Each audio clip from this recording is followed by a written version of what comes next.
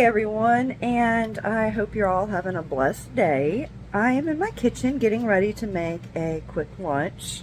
I've been pretty busy today, had to make some trips to Home Depot and just errands around town, and I've had a squash and a zucchini in my refrigerator for maybe 4 or 5 days, and it's time to eat these before they go bad. So I'm trying to come up with something, and I've never put zucchini and squash together in this dish before, but we're going to give it a shot today and see what happens. So let me get this camera flipped around and I'll show you what we got going on. Okay guys, so I have already sliced up the squash and zucchini in no particular fashion. As you can see, this one's kind of thin, this one's kind of thick. Same with the zucchini. I've also julienned one onion, and I've put salt and pepper over these guys. Well, I made bacon in the air fryer last night, so this recipe calls for a piece of bacon or some bacon grease, so that's what I got. I'm over here in my air fryer, and I'm scooping up some of this bacon grease before I clean it out, and I'm just gonna throw that, looks like about maybe a tablespoon, in my hot skillet, which I have heating up on a medium heat. We're going to just let this bacon grease melt. And the reason you want to use bacon grease instead of just some olive oil or vegetable oil, which if you don't have a meat grease you could, but this is going to add a good flavor to our food. And you see the tidbits of bacon in there? It's okay. And guys, if you would like to store bacon grease, my grandma always did that, and she kept it in a little mason jar on the back of the stove.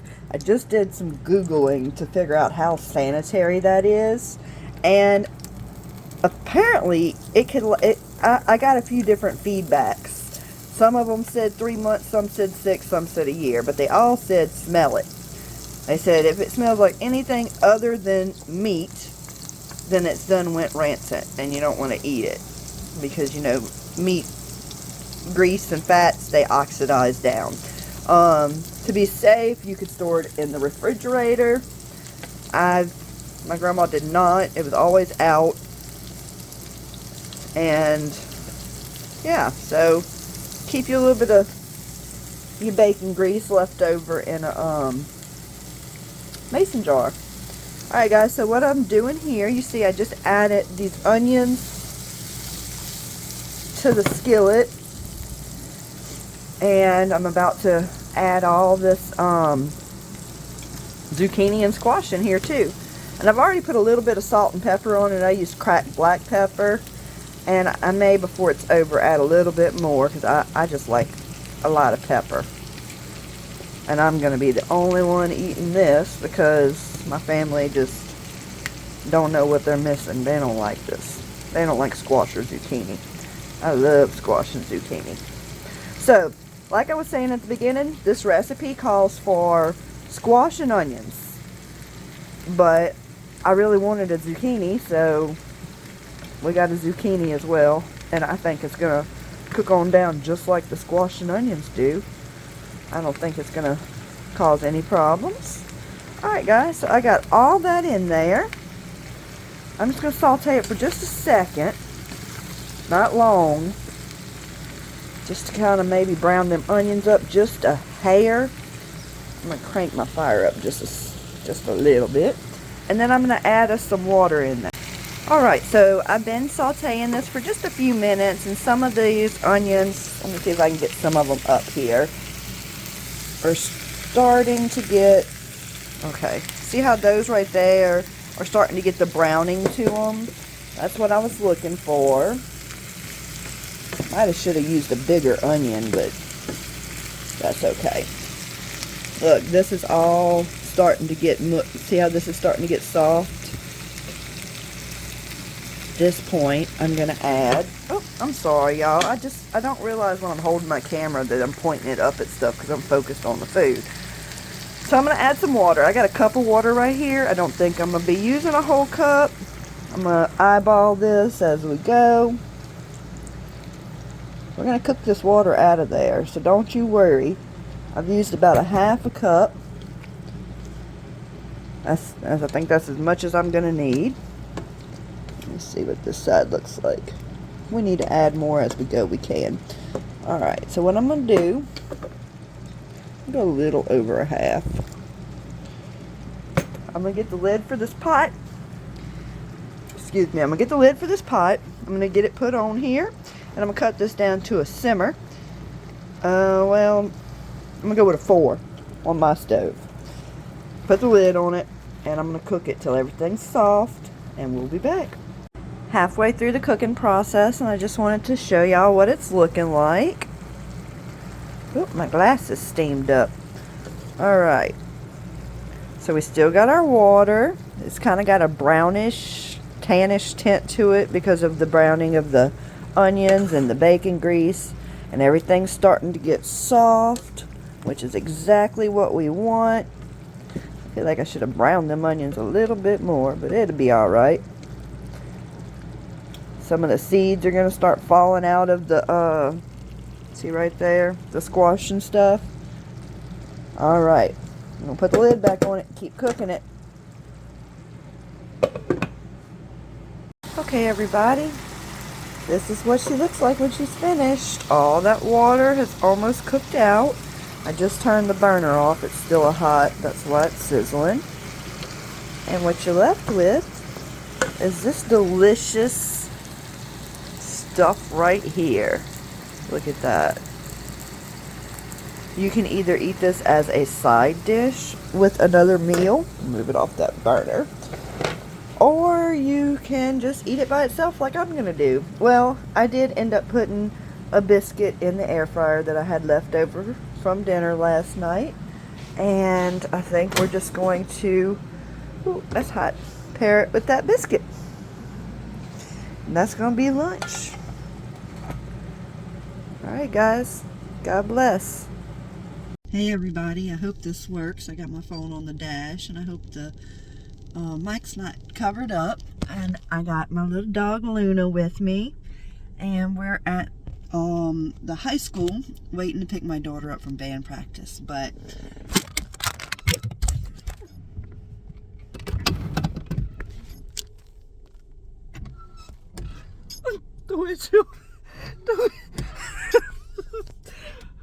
we ain't even gonna do a cutscene. Alright, y'all fell on my floor. Okay, let's try this one more time. Hold on, Luna, that was kind of crazy. My hair's a mess. Alright, guys, so I had this. Oh, my hair looks so big and poofy. Okay, get over it. Alright, so I had this testimony come into my mind over the past couple days. It has crossed my mind quite a few times, and I have quite a few recipes that I've videoed, and I have not done a Jesus talk in my video. So I have a bunch of recipe videos just waiting for me to sit down and make some Jesus talk videos to go with them. And excuse me, and I just haven't got around to it. So I've been having this testimony come across my mind, and I'm like, oh, y'all are about to hear the kids coming with the band. They're marching back from the football field. It might get a little loud. But okay. So I had this testimony, and I'm like, I gotta make a video. I gotta tell this testimony. It's so great. And I get in my car today, and I drive over to this. You hear her coming. I know, Luna. I drive over to the school, and I'm thinking, I gotta wait a minute for Claire. I can tell the testimony. And for the life of me, I could not recall that testimony that has crossed my mind over and over again this week. So I thought of a different testimony, and it came to mind. And I'm like, okay, God, maybe I got to tell this one instead. This one is one that I told. Look at that pretty curl. Just drop that right in there. That's my stylus for my new phone. I started the video by clicking it. It was really cool. But anyways, a different testimony came into mind, and I guess God might want me to tell this one today. I've shared it on Facebook, so a few people, if they've read my Facebook, they've already read this testimony. But anyways, God moves in, you've heard that, mysterious ways. But, no problem is too big and no problem is too small for God. And people forget about them small problems. We're used to when we have major problems in our life, a death of a loved one, serious financial problem, just any big problem, we always, run to God and we're like, God, help me, please. But what do you do with all your small problems? Most of the time you try to fight them on your own, right? I know I have. So this problem that I'm going to tell y'all about, it's an itsy bitsy little tiny problem, but that day, I'm going to roll my window up, sorry. That day, it made a world of difference to me and just made my day better, and my mind and my spirit, everything got better. So let me just tell you the story. So we were living in a little camper, and we had one vehicle and a motorcycle. Yeah, I think that's how it went. One vehicle and a motorcycle. And I totaled our car. I got in a wreck and the car was no longer drivable. So we were down to one motorcycle. So my husband was working and he drove his bike to work. Rain. We don't have snow down here. I'd say rain, sleet, and snow, but we just got rain. A lot of rain and a lot of cold in the winter. So he rode his bike and yada yada. I'm proud of him for that. He did that for a whole year, by the way, y'all. He's a great man. But his battery went out on it, and it was his only transportation to work. So he got a ride to work that day, and then it was the weekend, I think, and he was changing the battery on his motorcycle. And if any of you are familiar with motorcycles, it's a very tiny battery, and it's in a really tight spot. And if you're not mechanically inclined, even if you are mechanically inclined, it's a pain in the rear to work on it. And it's got these two little bolts that hold the battery terminals on and everything. That's it. Just two bolts. Two very necessary nuts that screw onto the battery terminal, and this little silver thing goes over it. So nuts. I'm sorry, not bolts. All right.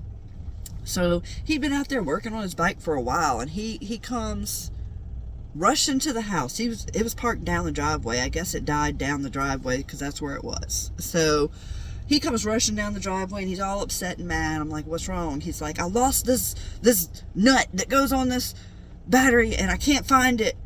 Could you come help me? Yes, I'll come help you find it. So we get out there and I'm like, did you move the bike? He said, yeah, I moved the bike. I'm like, okay. He's really upset, y'all. And if wives, when your husbands are upset, you're gonna catch some of that backlash. It makes your day kind of, and I didn't want to have that happen. And so we're out there, we're looking for it, and we're searching. We did like a mapping thing, little squares, and I took a square that we moved over, and we ran our fingers through the grass, and we moved every blade of grass. The sun was starting to set, but it was still shining, and I'm looking, and we done moved the bike again and maybe check this section. And for an hour, y'all, we mapped an area 3x4 around the motorcycle, and we couldn't find this bolt. And finally he's like, I'm just gonna go home, screw it, Rah, rah, rah, rah. I'm like, no, it's fine, it's okay, go home, I'll look for it. And he gets going down the driveway, and I'm watching him walk off, and I was like, what am I gonna do? And I was thinking, I've been looking for this thing and I ain't finding it. I'm like, I have no idea what to do. And I was on my knees because I've been down there digging for that thing. And I looked up at the sky, and I looked over at Jeremy walking down the driveway, and I looked up at that sky one more time, and I said, God, I really don't want the rest of my day to be ruined. I really don't want my husband upset. He's been out here working on this bike really hard, and he feels defeated right now, God, and he could really use a win. And Lord, I just can't go home to an upset husband. Please help me find this nut. Y'all, I kid you not. I looked back down at the grass, and as soon as I looked down, the sun hit a piece of metal and it glistened like a cartoon. You see how when the sun hits something, it makes that diamond bing? That's what it did. My phone's about to die, so I'm going to wrap this up. So it glistened. I knew where it was at. I immediately did not lose sight of it. I looked down and I moved the grass, and there it was. Y'all, how great is our God that he would know my heart and give me that one little thing. finding a nut in the grass so my husband could not be angry and so he could go to work. I mean, it wasn't life or death. It wasn't I'm gonna starve. It wasn't I'm lost, I need help getting home. It wasn't somebody's hurting me, get me. It was one little tiny nut.